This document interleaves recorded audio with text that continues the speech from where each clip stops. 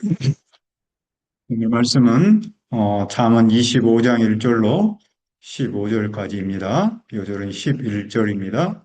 경우에 합당한 말은 바로 새긴 은 쟁반의 금사관이라. 말씀의 제목은 경우에 합당한 말입니다. 우리는 매일 많은 말을 하며 살아갔죠. 그런데 같은 말이라도 어떤 말은 사람을 살리고 어떤 말은 사람에게 깊은 상처를 남깁니다. 그래서 말은 단순한 의사소통의 수단이 아닙니다. 말은 사람과 공동체를 세우기도 하고 무너뜨리기도 하는 강력한 힘입니다. 그러면 오늘 말씀은 우리에게 무엇을 가르칩니까? 첫째, 의로운 공동체. 1절을 보십시오. 이것도 솔로몬의 잠언이요 유다 왕 히스기야의 신하들이 편집한 것이니라. 잠언은 대부분 솔로몬의 글입니다.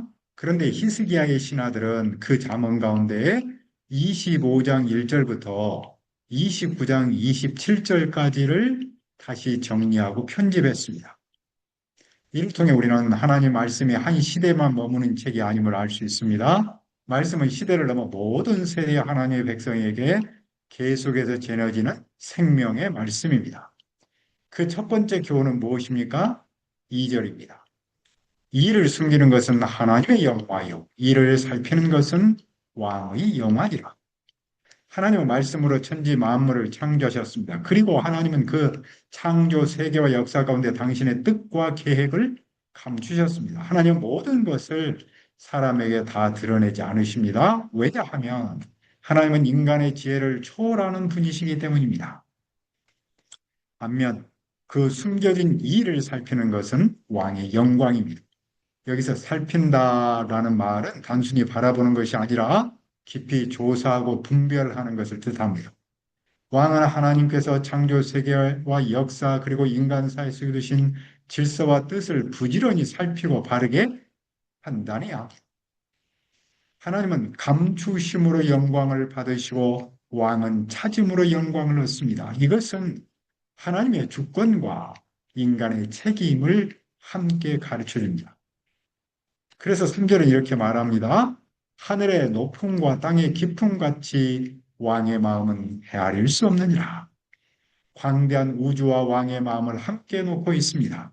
하나님께서 감추신 일들을 바르게 살피려면 왕은 하늘처럼 넓고 땅처럼 깊은 지혜와 신중한 마음을 가져야 합니다. 그러면 왕이 신중하게 해야 할 첫 번째는 무엇입니까? 은에서 찌꺼기를 없애야 대장장이한테서 쓸만한 그릇이 나옵니다. 쓸만한 그릇을 만들려면 재련 작업은 필수적입니다. 이처럼 왕 앞에서는 무엇을 제거해야 합니까? 5절입니다. 왕 앞에서 악한 자를 제하라. 그리하면 그의 왕위가 의로 말미암아 견고히 서리라. 여기서 의는 하나님과의 바른 관계에서 오는 의로움입니다. 왕 앞에서 악한 자를 없애면 그의 왕위가 의로움으로 견고히 섭니다. 의로운 공동체는 저절로 세워지지 않습니다. 죄로 악한 영향력을 제거하고 의를 세울 때 비로소 건강한 공동체가 세워집니다. 오늘 우리도 마찬가지입니다. 우리의 마음속에 있는 교만과 탐욕, 시기와 거짓이라는 찌꺼기를 버려야 합니다. 또한 가정과 교회 공동체 안에서 분열과 불의를 조장하는 악한 영향력을 멀리해야 합니다. 그럴 때 하나님께서 기뻐하시는 의로운 공동체를 세울 수 있습니다. 그러므로 왕 앞에서는 무엇을 하지 않아야 합니까? 둘째, 10가지 자만. 6절부터 15절을 흔히 환원을 위한 10가지 잠언이라고 부릅니다. 본래는 왕궁에서 일하는 관리들을 위한 교훈이지만 오늘날에는 모든 그리스도인이 공동체 안에서 어떻게 살아야 하는지를 가르쳐주는 말씀입니다. 그 첫 번째 교훈은 무엇입니까? 6절을 보십시오. 왕 앞에서 스스로 높은 채 하지 말며 대인들의 자리에 서지 말라. 관리들은 왕 앞에서 스스로 자신을 높여서는 안 됩니다. 높은 자리는 높은 신분과 영향력을 가진 사람들이 서는 자리입니다. 자기 스스로 높아지려는 사람은 결국 부끄러움을 당합니다. 하지만 겸손한 사람은 때가 되면 높임을 받습니다. 오늘 우리는 자신을 드러내고 인정받으려는 시대를 살아갑니다. 사람들은 더 많이 보이고 더 많이 인정받고 더 높아지기를 원합니다. 그러나 하나님은 자신을 높이는 사람보다 자신을 낮추는 사람을 사용하십니다. 지혜로운 사람 스스로 자신을 높이지 않고 하나님께서 높이실 때를 기다립니다. 이것이 바로 겸손입니다. 왜 겸손해야 합니까? 왜냐하면 스스로 높은 자에 올라갔다가 낮아지는 것보다 낮은 자리에 있다가 높임을 받는 것이 훨씬 낫기 때문입니다. 하나님은 자신을 낮추는 자를 높이십니다. 이것이 두 번째 교훈입니다. 세 번째 교훈은 무엇입니까? 8절입니다. 너는 서둘러 나가서 다투지 말라. 마침내 네가 이웃에게서 욕을 보게 될 때 네가 어찌할 줄을 알지 못할까 두려우니라. 여기서 다툼은 법정 소송을 가리키고 욕을 본다라는 말은 패소와의 수치를 당하는 것을 뜻합니다. 충분히 살펴보지 않고 성급하게 행동하면 부끄러움을 겪습니다. 그러므로 우리는 감정보다 신중함으로 행동해야 합니다. 또한 다툼이 생겼을 때는 어떻게 합니까? 구절을 보십시오. 너는 이웃과 다투거든 변론만 하고 남의 은밀한 일은 누설하지 말라. 문제를 해결하려면 문제 자체를 다루어야 합니다. 감정에 휘둘려 상대방의 인격을 공격하거나 비밀과 약점, 허물을 들추어내서는 안 됩니다. 메시지를 공격하지 않고 메신저를 공격할 때처럼 안타까운 일도 없습니다. 다툼에서 이기는 일도 중요합니다. 하지만 우리는 신뢰를 잃지 않음도 중요함을 알아야 합니다. 이것이 네 번째 교훈입니다. 남의 은밀한 일을 누설하면 어떻게 됩니까? 듣는 사람이 은밀한 일을 누설한 사람을 꾸짖습니다. 왜냐하면 그는 신뢰를 저버렸기 때문입니다. 자기 이름을 깨끗하게 하려고 다른 사람의 이름을 더럽혀서는 안 됩니다. 이것이 다섯 번째 교훈입니다. 여섯 번째 금원은 무엇입니까? 우리 11절을 다시 한번 읽어봅시다. 경우에 합당한 말은 아로새긴 은쟁반의 금사관이라. 경우에 합당한 말은 적절한 때, 적절한 방법으로 하는 말을 뜻합니다. 그런 말은 아로새긴 은쟁반에 놓인 금사과와 같습니다. 은쟁반은 장인의 솜씨로 정교하게 만든 아름다움을, 금사과는 최고의 가치를 상징합니다. 이처럼 적절할 때와 적절한 방식으로 하는 말은 매우 아름답고 귀한 가치를 지닙니다. 이 말씀은 말의 내용뿐 아니라 말하는 시기와 방식도 중요함을 가르칩니다. 어울림이 없다면 아무리 아름다운 말이라도 돼지 코의 금사슬과 같습니다. 아무리 좋은 말이라도 때와 상황에 맞지 않으면 그 가치를 잃습니다. 아무리 옳은 말이라도 때를 놓치면 상처를 줄 수 있습니다. 아무리 진실한 말이라도 사랑이 없으면 울리는 꽹과리에 불과합니다. 반대로 경우에 합당한 말은 사람을 살리고 공동체를 세웁니다. 적절한 위로의 말 한마디는 낙심한 사람을 일으켜 세웁니다. 적절한 권면의 말 한마디는 사람을 바른 길로 인도합니다.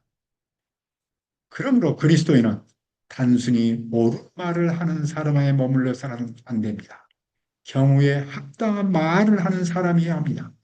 말은 적절한 때, 적절한 사람에게 적절한 방법으로 할 때 가장 아름답고 가장 가치 있게 빛납니다. 그런데 말하는 것만 중요합니까? 듣는 것도 중요합니다. 12절을 보십시오. 슬기로운 자의 책망은 청종하는 귀의 금고리와 정금 장식이니라. 여기서 청종은 단순히 듣는 것을 넘어서 배우고 순종하는 삶의 태도를 의미합니다. 지혜로운 사람의 책망은 들을 줄 아는 사람에게 금고리와 정금 장식처럼 귀하고 아름다운 보배입니다. 우리는 칭찬은 듣기 좋아하면서도 책망은 쉽게 거부합니다. 그러나 경우에 합당한 말을 하는 것도 아름답지만 바른 책망을 기꺼이 받아들이는 귀를 갖는 것은 더욱 아름답습니다. 이것이 일곱 번째 교훈입니다. 여덟 번째 금원은 무엇입니까? 13절을 보십시오. 충성된 사자는 그를 보낸 얘기에 마치 추수하는 날의 얼음 냉수 같아서 능히 그 주인의 마음을 시원하게 하느니라. 충성스러운 메신저는 자기가 맡은 일을 끝까지 책임감 있게 수행하는 사람입니다. 그런 사람은 그를 보낸 얘기에 추수하는 날의 얼음 냉수와 같은 기쁨과 활력을 줍니다. 뜨거운 여름날 마시는 시원한 한 잔의 음료수가 몸의 피로를 풀어주듯이 충성된 사람은 공동체의 기쁨과 신뢰를 줍니다. 그러나 선물한다고 거짓 자랑하는 사람은 비 없는 구름과 바람 같습니다. 비 없는 구름은 비가 올 것처럼 보이지만 아무것도 내리지 않는 구름입니다. 겉으로는 무언가 줄 것처럼 말하지만 실제로는 아무것도 행하지 않는 사람을 가리킵니다. 이런 사람은 사람들에게 실망과 불신만 줍니다. 그리스도인은 말과 행동이 일치하는 신실한 사람이 아니다. 이것이 아홉 번째 교훈입니다. 마지막 열 번째 금어는 무엇입니까? 15절을 보십시오. 오래 참으면 환원도 설득할 수 있나니 부드러운 혀는 뼈를 꺾느니라. 여기서 부드러운 혀는 상대를 배려하며 온유하게 말하는 태도를 가리킵니다. 강한 말이 사람을 변화시키는 것이 아니라 오래 참고 부드럽게 하는 말이 사람의 마음을 움직입니다. 심지어 권력을 가진 사람이라도 인내와 온유로 설득할 수 있습니다. 단단한 뼈를 꺾을 만큼 강한 힘은 거친 언어가 아니라 부드러운 언어에 있습니다. 인내와 온유는 약함의 표현이 아니라 사람의 마음을 설득하는 하나님의 방법입니다. 우리는 말이 넘치는 시대에 살고 있습니다. 그런데 하나님이 우리에게 원하시는 것은 빠른 말이 아니라 바른 말, 많은 말이 아니라 사람을 살리는 말입니다. 그 말을 이렇게 표현합니다. 경우에 합당한 말은 아로새긴 은쟁반의 금사관이라. 오늘 우리의 말이 가정과 교회를 세우는 일에 아름답고 귀한 도구로 쓰임받기를 기도합니다. 하나님 아버지, 우리는 말이 넘쳐나는 시대를 살아갑니다. 그런데 하나님이 우리에게 원하시는 것은 빠른 말이 아니라 바른 말이며 많은 말이 아니라 사람을 살리는 말인 줄 믿습니다. 우리가 경우에 합당한 말은 아로새긴 은쟁반의 금사관이라는 말씀을 깊이 깨닫게 도와주옵소서. 그리하여 오늘 우리의 말이 가정과 교회를 세우는 일에 아름답고 귀한 도구로 쓰임받도록 도와주옵소서. 감사함이 예수님의 이름으로 기도합니다. 아멘.